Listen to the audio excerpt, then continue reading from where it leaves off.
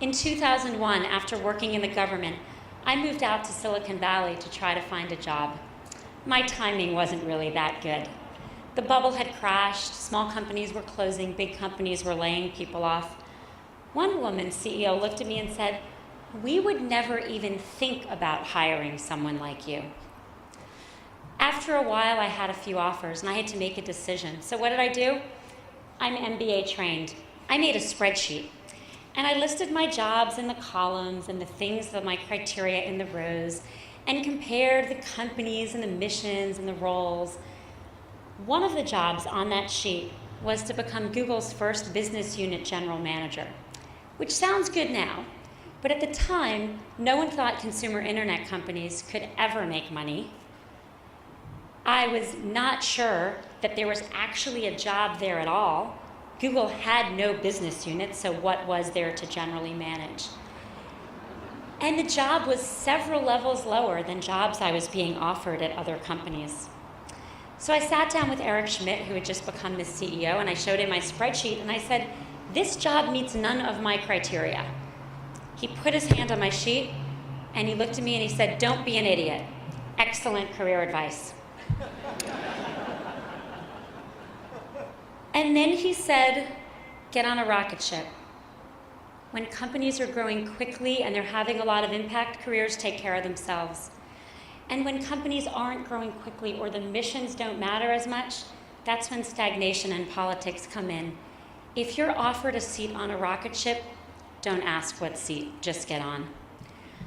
About 6.5 years later, when I was leaving Google, I took that advice to heart.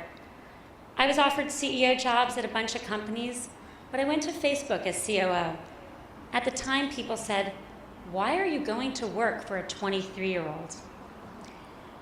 The traditional metaphor for careers is a ladder, but I no longer think that metaphor holds. It doesn't make sense in a less hierarchical world.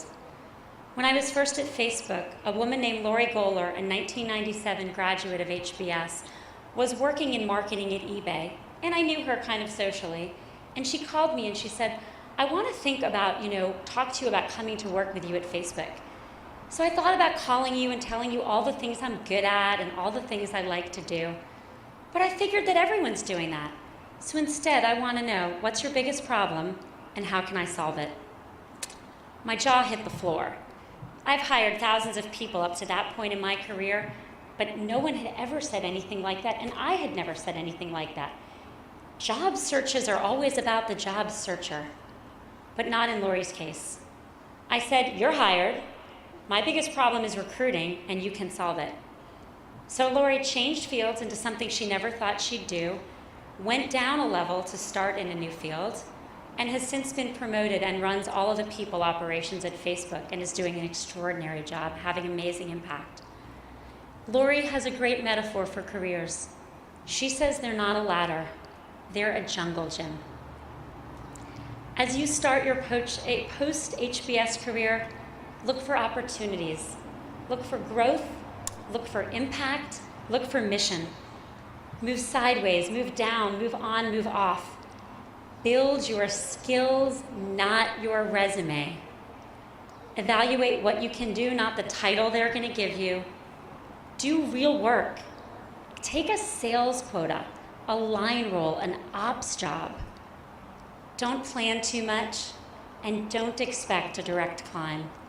If I had mapped out my career when I was sitting where you are, I would have missed my career.